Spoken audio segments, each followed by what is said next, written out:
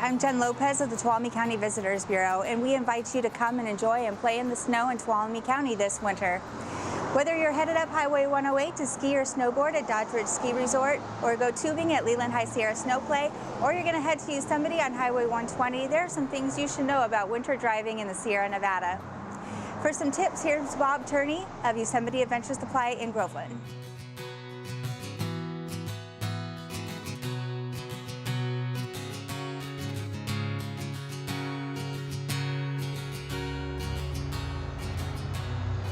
Thanks, Jen. And yes, I'm Bob Turney. We're sitting here in front of my store, Yosemite Adventure Supplies in Groveland, California, which is the north gateway to Yosemite.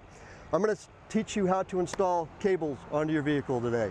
One of the reasons that I'm also here is to tell you about when you'll need your cables.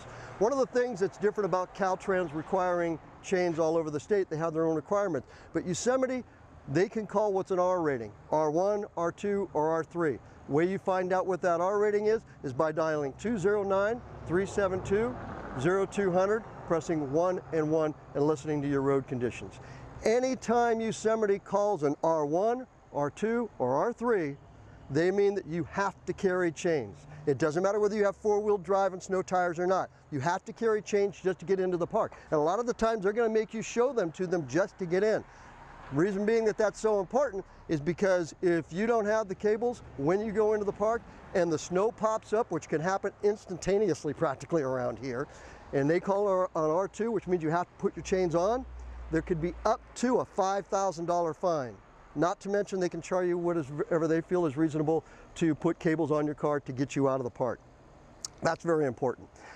Next thing you need to do is you need to figure out what your tire size is. Best way to do that is go to the side of the tire. It's going to be like a P231, R14, something of that nature. Take a picture of the side of the tire and then take it into your auto dealership or whoever is helping you with your chains and make sure that you put those on, you get the right size.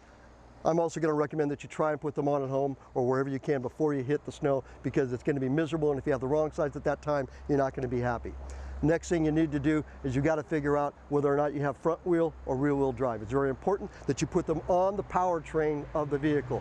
Front wheel drive, it goes on the front tires. Four wheel drive, that goes on the front tires. Check your manufacturer's books. I'm generally going to recommend that you put on a four wheel drive or an all wheel drive, you put the cables on the front of the vehicle, because not only do you have control with power, you have control with the steering. So let me show you how to put those, how to figure out whether or not you have a front wheel or rear wheel drive now. Typical for most cars, all right, if you've got a rear wheel drive or an all-wheel drive vehicle, your engine is going to be sitting in this direction, all right? So the wheel's spinning like this, it's going on the shaft all the way to the back and spinning your rear wheels. Same thing with an all-wheel drive. With an all-wheel drive, check your manufacturer's manual and find out whether or not they want them on the front or back. For the most part, on an all or four-wheel drive, I'm going to ask that you put your chains or cables on the front tire. Not only are you going to get power, you're also going to get more control out of it. So the objective is to put your cables on the power line of the wheels, which is their front wheel drive. Front wheel drive is like this. The engine is sitting this direction, because now it's going to spin out drive shafts going that way and spin the front wheel tires this way. On a front wheel drive, you're always going to put your cables on the front of the car. Next, I'm going to show you how to put the cables on.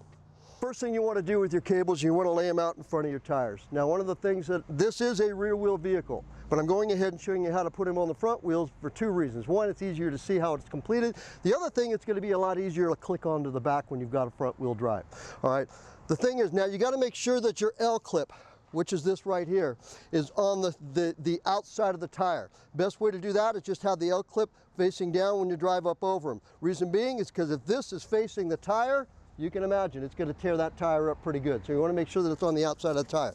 Lay them out in front of your vehicle. Now, if there's somebody helping you do this, if somebody's driving the vehicle for you, make sure, keep safety in mind at all times. Make sure that when they are using it, they put on the emergency brake and the engine is off.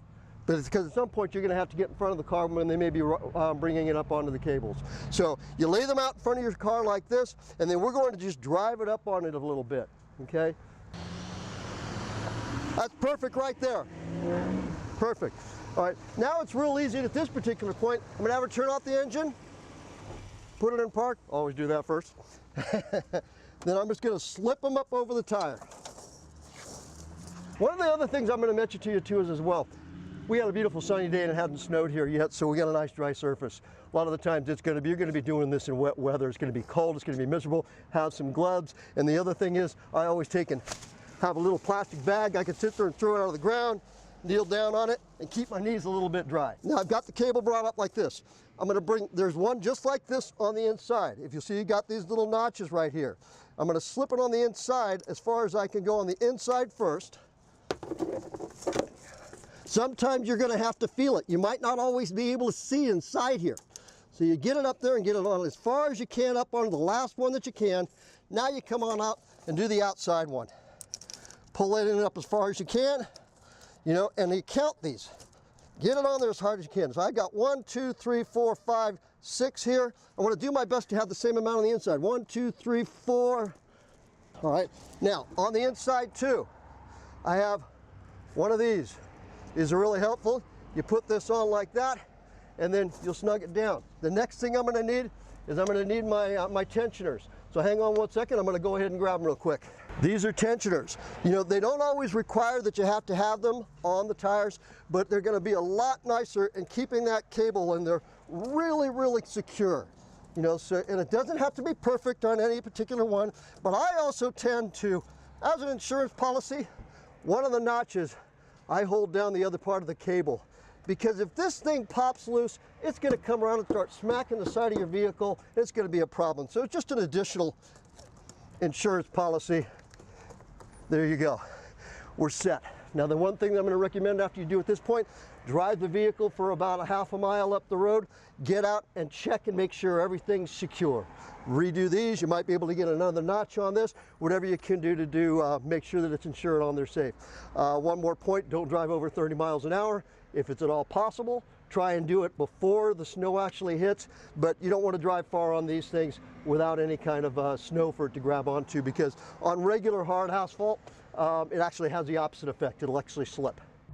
And again, folks, a lot of the times when Yosemite requires an R rating to get your chains, that may be a beautiful sunny day like this, but they're going to require you carry chains to get inside the park. You might not use them. Talk to me about refundable tire chains and I can help you out.